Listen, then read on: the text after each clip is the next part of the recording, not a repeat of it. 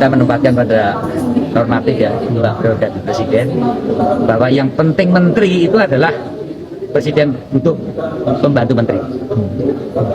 Menteri ini bukan memberikan lapangan kerja, bukan bagi-bagi kursi. Pergerakan senyap mulai terasa di jantung pemerintahan.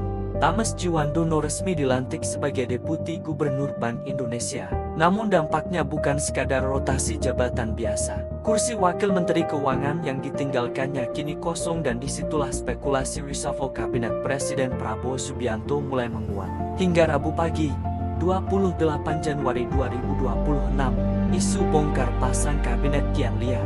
Bukan hanya menyentuh Kementerian Keuangan, tetapi juga mulai merembet ke Kementerian Luar Negeri dan beberapa kementerian strategis lainnya. Sorotan pun mengarah ke Menteri Luar Negeri Sugiono. Saat ditanya wartawan soal kemungkinan perpindahan posisi, Sugiono menanggapi dengan santai.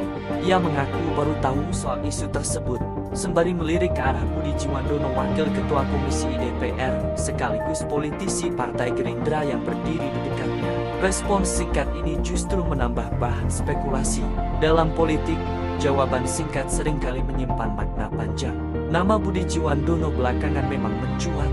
Selain memiliki posisi strategis di DPR, ia juga disebut-sebut sebagai kandidat kuat untuk mengisi kursi kementerian yang kosong atau terdampak reshuffle.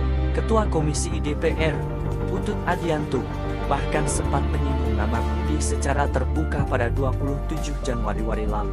Meski dibungkus candaan, pesannya jelas, figur-figur tertentu sedang disiapkan untuk peran yang lebih besar. Namun satu hal tetap pasti, keputusan akhir sepenuhnya berada di tangan Presiden. Inside Daily mencatat, reshuffle kali ini tidak bisa dibaca sekadar sebagai rotasi jabatan administratif. Ini adalah reposisi kekuasaan tahap awal di era pemerintahan Prabowo Gibran. Ada setidaknya dua tekanan besar yang sedang dihadapi pemerintah. Pengamat politik Unpad, Kunto Adiwibowo, menyoroti meningkatnya kritik dari kalangan konsulat dan NGO internasional terhadap kinerja diplomasi Indonesia. Jika kritik ini tidak dijawab dengan langkah konkret, ia berpotensi menjadi amunisi politik yang merusak citra pemerintah di luar negeri. Dalam konteks ini, Kementerian Luar Negeri menjadi salah satu titik evaluasi paling sensitif. Tekanan berikutnya datang dari dalam negeri.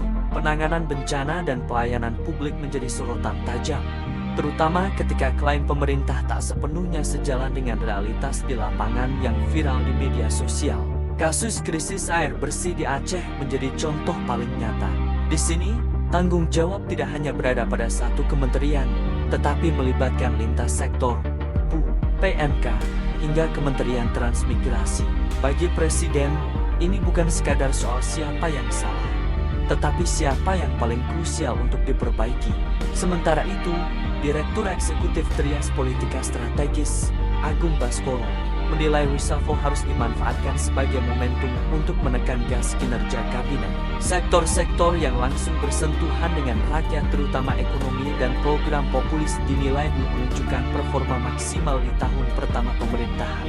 Inside Daily mencatat tren penurunan kepuasan publik terhadap program unggulan seperti makan bergizi gratis dan pemberdayaan ekonomi rakyat. Ini sinyal serius. Dalam politik kebijakan, program boleh bagus di atas kertas, tapi jika eksekusinya lambat dan responsnya kaku, maka figur pelaksananya akan masuk radar evaluasi.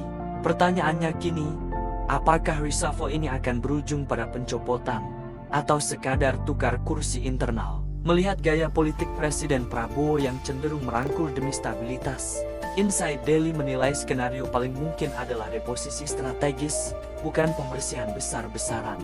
Namun satu hal tak bisa dihindari, reshuffle ini adalah pesan tegas bahwa tahun kedua pemerintahan bukan lagi masa adaptasi melainkan masa pembuktian.